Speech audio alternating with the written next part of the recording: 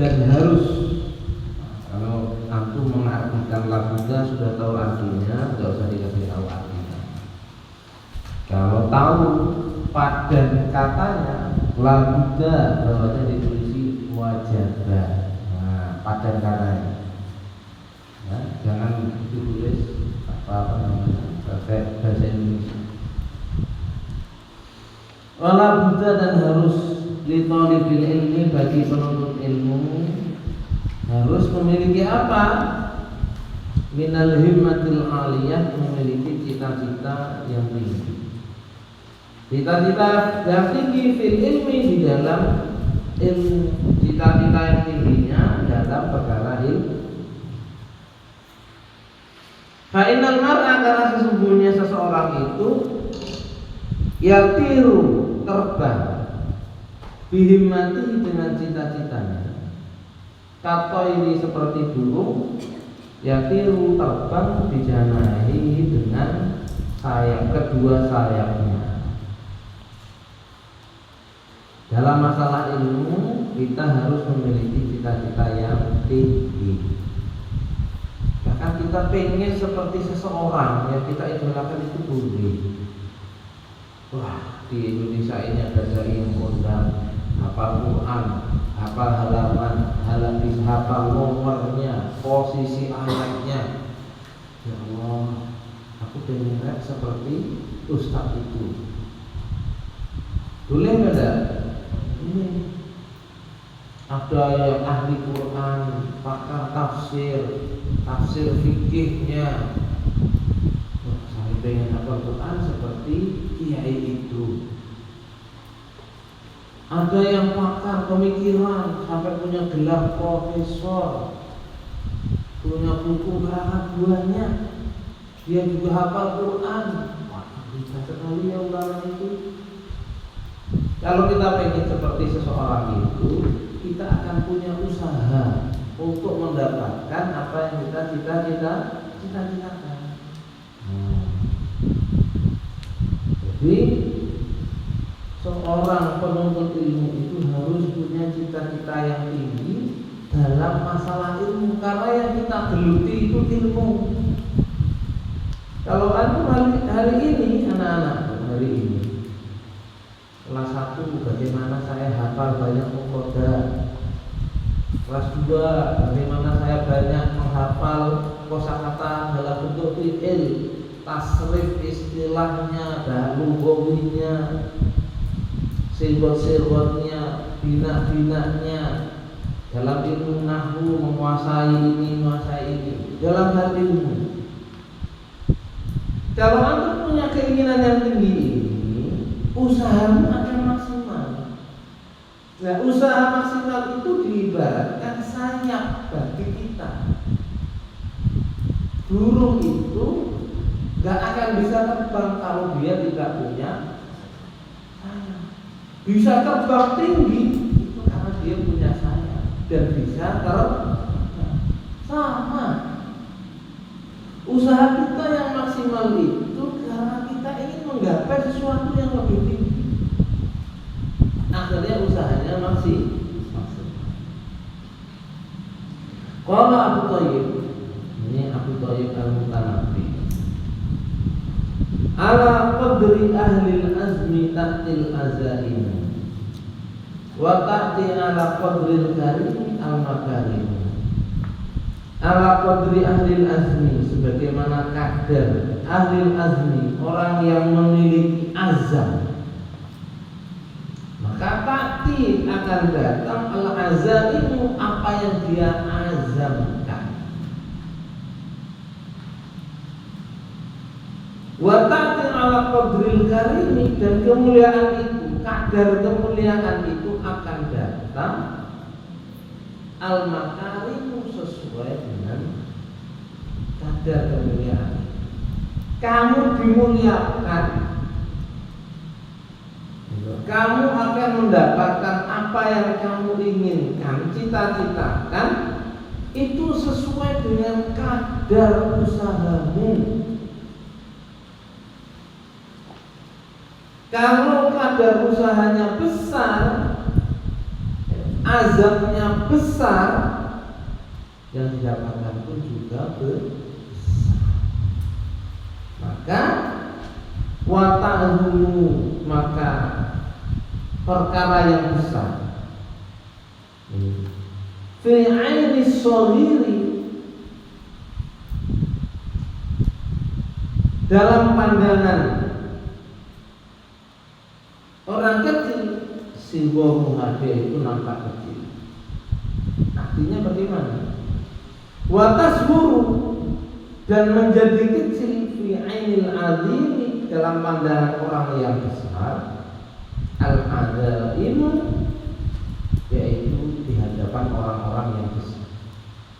Maksudnya begini, perkara kecil itu nampak besar di mata orang yang kecil, dan perkara besar akan nampak kecil di mata orang besar. Gimana kata-katanya tadi? Perkara kecil itu nampak besar di mata orang kecil. Perkara besar pun akan nampak kecil di mata orang yang punya pikiran besar. Contoh. Menghafal Al-Quran di pondok ini yang wajib berapa? 6 juz. 6 juz itu minimal. Ingat-ingat, 6 juz itu minimal. 6 juz ini akan terasa berat bagi orang yang jiwanya kerdil, mentalnya kerdil. Kalau orang mentalnya besar, dia itu punya jiwa yang besar, 6 juz itu ringan. Karena apa? Targetnya dia bukan 6 juz, Targetnya berapa? 30 juz. Nah, paham? Maka miliki jiwa orang yang besar. Sehingga yang kecil-kecil itu akan lewat. Kalau kamu targetnya cuma 6 juz, pokoknya aku stop 6 juz. 3 juz, 10 juz terlampau ya Anda. Tapi kalau targetmu 30 juz, 6 juz terlewatnya Anda. Loh, gitu. 15 juz terlewatnya Anda. 20 juz terlewatnya Anda. Jadi yang perkara kecil pun menjadi apa? Remeh. Sangat remeh sekali di hadapan orang yang bermental besar. Hanya anak-anak besarkan mental kita, besarkan jiwa kita. Ini kelas 1 alhamdulillah ada yang sudah setor sampai juz 28. Ada yang sudah sampai juz 28 dan hampir selesai. Sudah selesai Pak.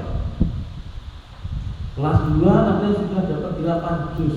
Padahal kelas 2 itu targetnya menghafal juz 30 sama juz 29. Dia sudah dapat 5 juz. Ada yang sudah 5 juz. Ada yang sudah 8 juz. Terlewatnya apa yang 2 juz tadi? Perkara kecil apa besar kira-kira? 2 juz tadi itu. Tapi kalau cuma dia targetnya kelas 2 ini aku harus dapat 2 juz. 2 juz tadi itu besar sekali. Begitu lalu dia. Wa ta'dhu fi 'aini shahiri sirruha wa tasburu fi 'ainil 'alimi al-'adhim. Miliki target yang besar. Sehingga yang kecil-kecil itu menjadi mewah. Paham anak-anak ya? Paham? Kalau kuliah nanti teman-teman pengajian miliki target sampai profesor. Miliki target sampai apa? Profesor. Kalau sampai profesor, doktor kira-kira S1 lewat apa enggak? S1 lewat. S2 lewat apa enggak? S3 lewat. Targetnya jadi ini. Tapi kalau target pokoknya saya cukup S1 aja. Jadi target paling tingginya itu S1. Jadi S1 itu seolah-olah udah kumpul. Wah, bakalarius, bahasa Arabnya S1 itu bakalarius itu menjadi besar. Tapi pondok ini kita itu dididik untuk memiliki jiwa yang besar, target yang besar, menjadi orang yang besar, bukan badannya tok yang besar. Ya, enggak. Karena orang badannya besar, pun pikirannya ternyata kecil. Udah nyindir sama orang enggak ya. Nah, itu di sini badannya tidak ada yang besar, ideal. Alhamdulillah. Ada yang kecil, tapi masya Allah, kecil sekali dia itu. Badannya kecil sekali, tapi badannya tok yang kecil. Ternyata pikirannya dia itu apa besar. Maka jangan dikerdilkan. Jiwa kita, pikiran kita ini jangan dikerdil. Paham mana? Paham mana? Nah, itu. Contoh lagi, saya kasih analogi yang banyak. Kelas 1 awal-awal muhadharah itu disuruh ngapal namanya muqaddimah. Betul apa enggak? Betul apa enggak? Muqaddimah itu seolah-olah ngapal muqaddimah itu berat. Padahal kalau kita ngapalkan satu teks pidato, mau bahasa Inggris, mau bahasa Arab, mau bahasa Indonesia, kira-kira muqaddimah itu ikut hafal apa enggak? Ikut. Padahal nggak niat ngamalin muqaddimah, tapi muqaddimah itu insya Allah otomatis apa? Muqaddimah itu perkara kecil. Tapi kalau target kita hanya muqaddimah, teks pidato itu tidak apa. Karena target itu muqaddimah aja lah. Alhamdulillah, rahmatu sudah puas. Padahal masih ada teks setelahnya. Tapi kalau teks pidato itu harus apa? Karena Reno Master of Ceremony, dia respectable my beloved brothers and sisters, lewat itu ya seperti itu. Nah ini gambarannya itu seperti itu. Gambarannya seperti itu. Makanya Ustaz melihat di antara anak-anak dan asal juga yang punya himmah aliyah itu usahanya pun maksimal. Dia kemana-mana megang Quran, yang lainnya nganggur-nganggur dia megang Quran. yang sukanya baca, temennya yang lainnya main bola, nganggur-nganggur, gabut, dia baca buku di perpustakaan. Nah, ini masalah. Itu contoh real hikmatun aliyah. Baik. Waraksu fi tahsilil asya'i, waraksu dan puncaknya, punggawanya, pemimpinnya fi tahsilil asya'i untuk mendapatkan sesuatu itu al-jiddu, sungguh-sungguh, wal himmatu dan cita-cita, keinginan. Puncak untuk mendapatkan sesuatu itu adalah sungguh-sungguh dan keinginan. Makanya di kelas 1 wafudot pertama yang diajarkan kita itu manjadda. Kalau kamu jadda, ajadda. Dan keinginan tentunya. Faman kanat himmatuhu, barang siapa keinginannya hifdz jami'i kutubi Muhammad bin Al-Hasan, menghafalkan semua kitabnya Muhammad bin Al-Hasan, gurunya. Ini ya. Waqtarana bidzalika, dan diikuti dengan al-jiddah, sungguh-sungguh, wal muadzabata dan disiplin, fadzahiru, maka nampaklah ayat wa annahu, orang tadi itu yahfad, menghafal aksaruha, semuanya atau sebagian banyaknya, awnisfaha atau separuhnya. Fa'amma idza kanat lahu himmatun aliyatun, adapun kalau dia itu memiliki keinginan aliyatun yang tinggi, walam yakun lahu jiddun, tapi tidak memiliki usaha, au kana lahu jiddun, tapi dia itu punya usaha, walam yakun lahu himmatun, tapi enggak punya keinginan aliyatun yang tinggi, layak enggak dapat illa ilmu qalilun, kecuali ilmu yang sedikit, sedikit. Ada ungkapan lain dari seorang ulama salaf, al ilmu la yu'tika ba'dahu, ilmu itu tidak akan memberimu sebagian kecil. In kunta la tu'tihi kullah, kalau kamu nggak memberikan semuanya untuk ilmu, itu pun baru dapat sedikit, Kita sudah mengoptimalkan waktu kita untuk ilmu, telaah belajar, waktu kita padat untuk ilmu istilahnya. Belajar, mutolaah, menghafal, menganalisa, menulis, itu pun kita belum dapat sedikit. Bagaimana dengan kita yang seumpama memberikan porsi untuk ilmu itu sedikit? Dapatnya kira-kira seberapa? Sedikitnya sudah sedikit, itu paling sedikit. Di Ustaz merasakan, saya itu merasakan betul. Kalau kita tidak maksimal untuk ilmu itu pun sedikit yang kita dapatkan, dan amat sangat sedikit sekali. Makanya dimaksimalkan. Wadakar Syekh Imam Al-Ajar Al-Ustaz Radiyuddin, ini disebutkan oleh seorang Syekh Imam Radiyuddin An-Naisaburi dari Naisabur, di kitab Makarimul Akhlaq, di dalam kitab Makarimul Akhlaq. An-Nadal Qarnain, ini menceritakan cerita yang ada di surat Al-Kahfi. Ceritanya siapa? Raja Dzulqarnain. Di surat Al-Kahfi itu kan ada ya, ceritanya Dzulqarnain, hatta idza balagha maqli asamsi. Dzulqarnain lamma arada ayyusafir, ketika hendak ayyusafir bepergian. Siapa yang bepergian di sini? Dzulqarnain.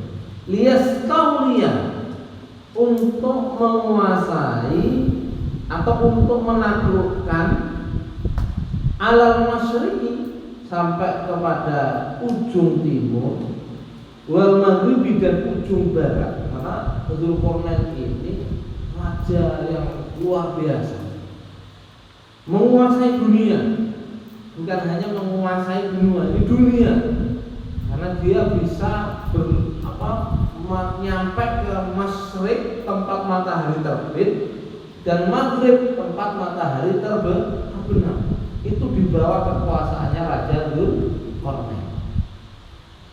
Nah, sebelum pergi ini untuk mengetahui penduduk-penduduknya, ketika sampai di timur ketemu penduduknya yang nggak bisa ngomong, la yakaduna yafqahuna qawla, di surat Al-Kahfi kan gitu kan. Nanti sampai tempat matahari terbenam ketemu orang-orang yang macam-macam gitu ya, yang minta dibuatkan tembok. Nanti ketemu di daerah sini minta dibuatkan dinding yang menghalanginya dari Ya'juj dan Ma'juj. Itu kan kisahnya dulu. Ketika hendak pergi itu bermusyawarah, minta pendapat kepada siapa? Al-Hukama, para orang yang bijaksana, orang alim yang bijaksana. Kaifa usafir? Ini berkata Raja Dzulqarnain, gimana aku pergi lihadal qadri, dengan kemampuan ini, minal mulki, dari kerajaan, minat dunia, fa inna dunya, karena sesungguhnya dunia itu qalilatun faniyatun, itu rusak. Wa mulku dunya, adapun raja dunia itu hakirun, hina. Falaysa hadza min ulumil himmah. Kalau seperti ini, Raja Dzulqarnain itu bilang, gimana aku ini mau keliling dunia, tapi dunia ini kan hina. Raja dunia itu juga hina. Dunia ini cepat rusak. Kata siapa? Raja Dzulqarnain. Seperti ini orang yang optimis atau pesimis kira-kira? Hah? Pesimis. Gimana saya bisa menaklukkan dunia? Kira-kira begitulah. Falaisa hadza min ulumil himmah, ini juga orang yang punya cita-cita tinggi. Maka lalu orang-orang yang bijaksana tadi, dunia mungkin ya, nggak tahu saya siapa. Safir, pergilah. Liyahsula laka mulkud dunya, supaya kamu mendapatkan kerajaan dunia atau menjadi raja dunia, wal akhirah, dan raja akhirat. Atau pergilah kamu untuk menguasai dunia, dan pergilah kamu juga untuk mendapatkan akhirat. Jadi dua akhirnya dapatnya. Berangkat dia. Makanya faqala hadza hasan, maka berkatalah hadza hasan, itu baik. Kamu ingin pergi menguasai dunia, menaklukkan dunia, juga ingin mendapatkan siapa? Akhirat, ini baik. Maka Rasulullah mengatakan, innallaha, sesungguhnya Allah Ta'ala yuhibbu, itu senang, ma'aliyal umur, perkara-perkara yang tinggi, wa yakrah, dan Allah itu benci safsafaha, perkara-perkara yang remeh. Orang optimis, pesimis itu remeh. Makanya di pertemuan minggu kemarin itu jangan kita kerdilkan mental kita. Dengerin ya. Saya itu kalau ngapalin lemot Ustaz, saya kalau ngapalin lemah Ustaz, saya itu kalau setoran gak bisa Ustaz. Ini sudah mengkerdilkan diri sendiri. Maka jangan ini ya. Fala ta'jab bi Amerika wastatimu, maka jangan tergesa-gesa di Amerika terhadap urusanmu. Wastatimu, maka kamu akan menyesal. Kama sholla asoka kamu statimin, kama sholla, adapun sholla asoka yang menjadi pemukulmu sholat tadi itu kamu statimin, seperti orang-orang yang menyesal. Kila dikatakan Qala Abu Hanifah tadi Abi Yusuf, ini muridnya Abu Hanifah, namanya Abu Yusuf. Abu Hanifah itu punya murid namanya Abu Yusuf rahimahullah ta'ala. Gimana kata-kata Abu Hanifah kepada Abu Yusuf? Kun ini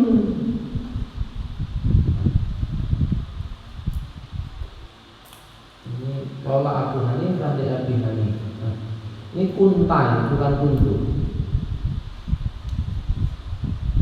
Kuntai itu harokatnya diatur apa kuntu. Kalau kuntu ini berarti Abu Hanifah yang ngomong. Padahal Abu Hanifah ini ngomongnya ke Abi Yusuf. Kunta balidan ahrojatka al-muadzabatu fid darsi. Nah, ya benar. Kunta Abu Yusuf, kamu itu dulu balik ya. Balik itu degel, goblok. Ahrojatka dan dikeluarkan atau saya keluarkan kamu, perintahkan kepadamu al-muadzabata untuk istiqomah fidarsi dalam belajar. Akhirnya jadi Abu Yusuf itu ada cerita begini. Abu Yusuf ini muridnya Abu Hanifah.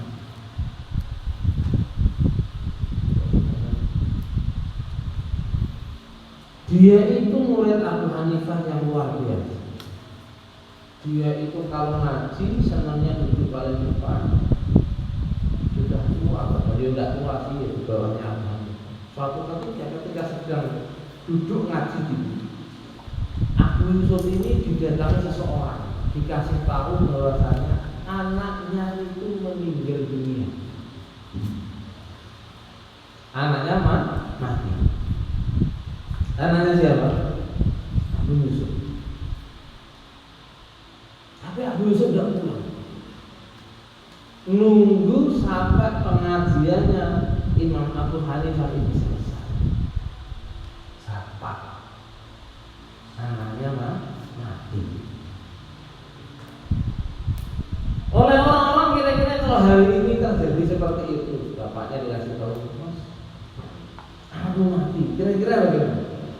Langsung berdiri langsung pulang kan gitu ya.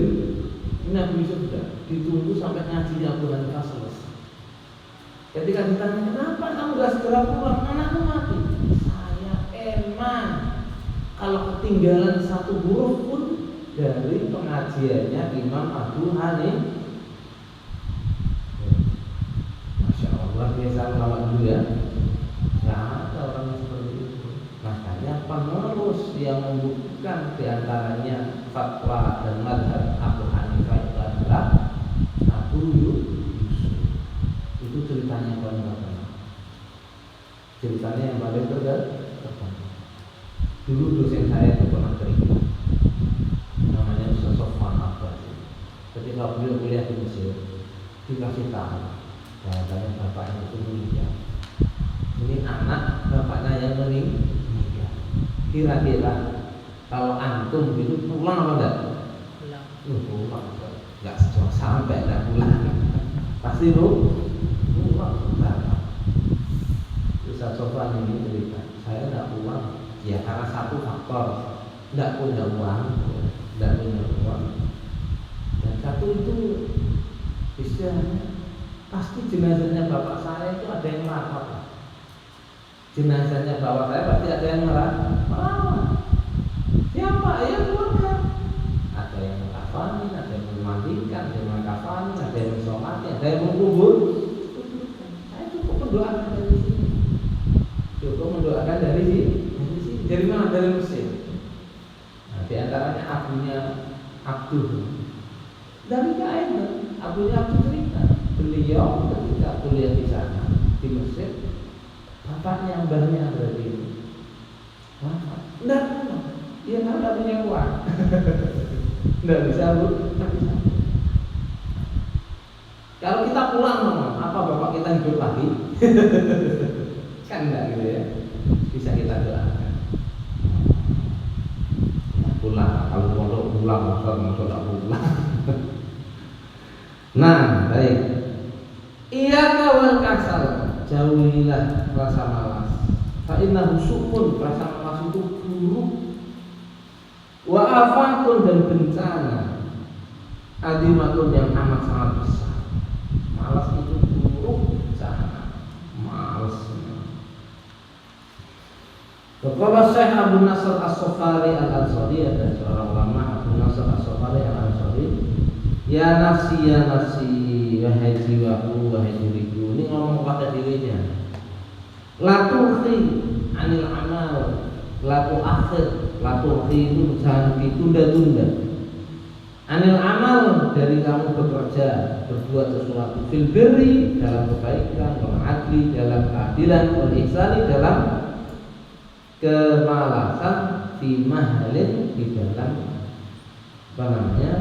at-ta'addud.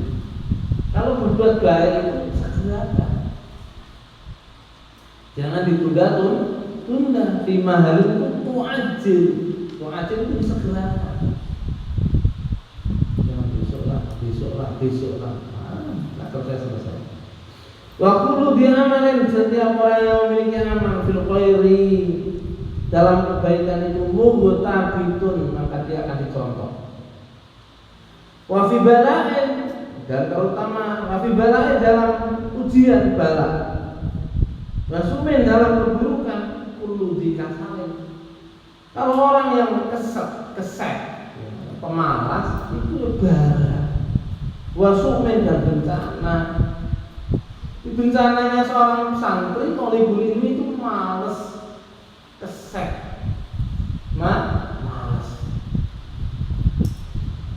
Harusnya waktu-waktu produktif itu bisa kita gunakan untuk produktivitas usia kita, tapi kita gunakan untuk bermalas-malasan.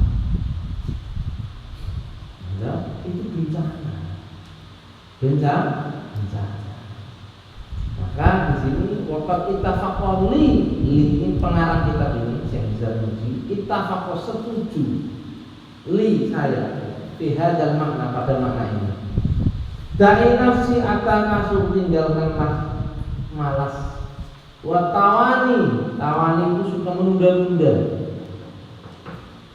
Nantilah, besoklah, nanti malamlah, besoklah. Wa illa, kalau kamu nggak bisa meninggalkan malas dan menunda-nunda ini, wa illa, kalau kamu nggak bisa, fasbuti, wis teruskan, namanya itu ya. Fi dil hawani, kamu nanti akan hina. Hawanun, hina. Bahasa Arabnya hina itu apa?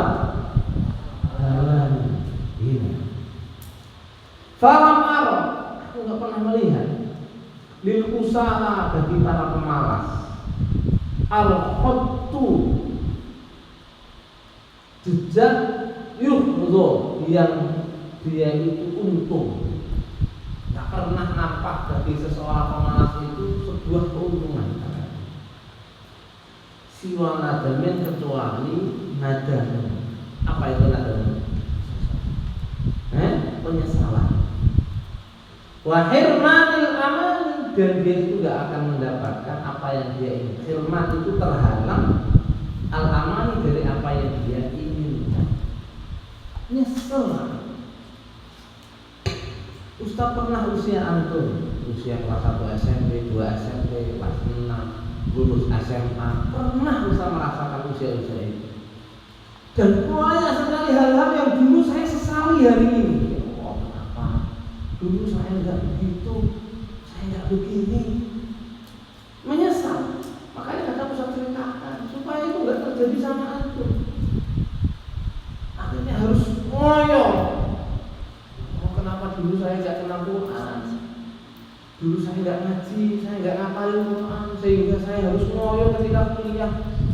Harusnya waktu kuliah saya itu saya fokus mengkaji, mutolaah, menulis. Urusan Quran sudah lewat, hafalan hadis sudah lewat, jadi tinggal mutolaah, mengkaji kalam-kalam ulama.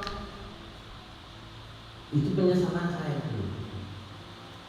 Sudah, akhirnya menyesal. Jangan sampai terulang kepada antum. Ustaz sudah punya pengalaman. Makanya wakilan kam min hayain betapa banyak orang yang masih hidup. Wa kam min ajzin, betapa banyak orang yang lemah. Wa kam min nadamin, betapa banyak orang yang menyesal.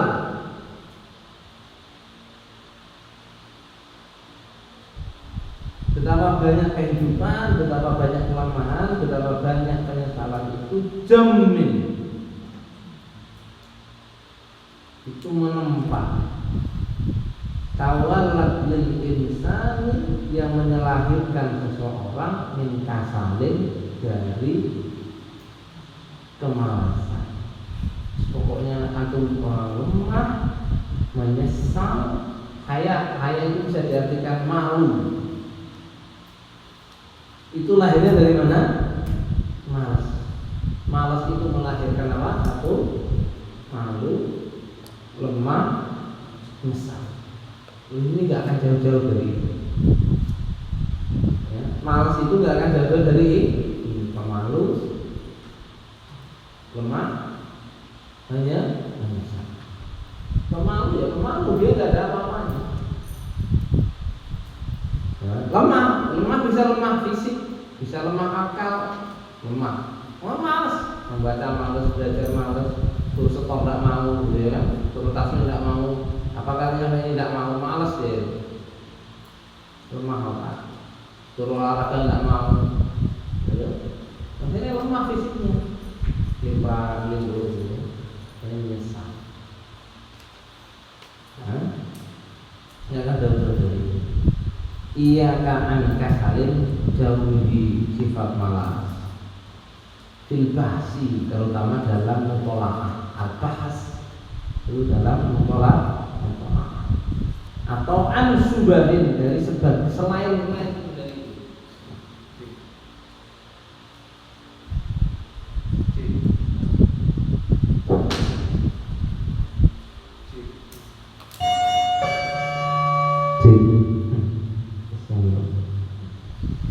Maka alimta, ma'alimta, maka kamu sungguh gak akan tahu. Wa maqad sukka min kasalin, tentang apa yang pernah engkau malaskan. Ini disuruh menjauhi kemalasan, di manage waktunya. Ya, anak-anak ya, AKP kelas 6 kalau waktunya banyak kosongnya, aku manage. Jangan tidur toh. Umurmu habis kita kan. Umur kita habis kalau dipakai tidur. Maksudnya alhamdulillah tidak tidur ya. Apa kerja, nanti makan, terus kasih pekerjaan untuk angkat-angkat isi. Setelah itu istirahat, jadi turun ngaji, olahraga, ngaji lagi. Ini kapan saya harus tidur? Malam saya kira tidur maksimal malam jam berapa? Saya kira bisa mulai saya malam itu tidur jam berapa? Habis subuh gak ngantuk, antara habis subuh sampai jam 10 itu supaya gak ngantuk itu bagaimana? Itu waktu-waktu yang sangat produktif. Sedikit orang-orang besar itu waktunya dioptimalkan untuk leha-leha atau untuk tiduran, untuk leha-leha atau untuk tiduran. Kok Ustaz ngomongnya orang besar terus? Iya, karena orang besar itu akan lebih banyak manfaatnya. Khairun nasi anfa'uhum lin-nas. Kalau antum saya nanti pokoknya pulang dari pondok, nikah, punya anak, kerja di sawah, tani, penting tiap pagi makan sarapan, siang makan, sore makan, malam tidur, gitu aja saya. Kan enggak bermanfaatnya itu yang kecil. Kita ini jadi orang besar yang punya peluang manfaatnya lebih besar, gitu, ya kan? Makanya kita ini punya cita-cita yang tinggi, karena kita ini lebih bermanfaat. Paham? Makanya nanti di sini itu ada di halaman-halaman berikutnya itu orang yang gak pintar sama dengan orang yang pintar itu bedanya sangat jauh sekali. Nah, kita jangan sampai santri, anak pondokan kehidupannya sama dengan mereka yang gak pernah mondok. secara berpakaian, berperilaku, beribadah sama. Akhirnya orang yang nggak mondok, yang nggak kenal agama itu menghukumi begini, tidak satu kayak gitu. Orang pondok juga kayak gitu pakaiannya itu urahan, ya dia urahan kan. Kita tidak mau, nggak ada membedakan antara kita dengan yang tidak mau. Tidak ada bedanya yang belajar agama dengan yang tidak belajar agama. Sudah belajar agama ternyata masih bergelut dengan riba, masih suka menggandakan uang, masih percaya hal-hal mistis. Ya, ini tidak ada bedanya akhirnya kita dengan mereka. Buang-buang uang, buang-buang waktu. Betul apa enggak?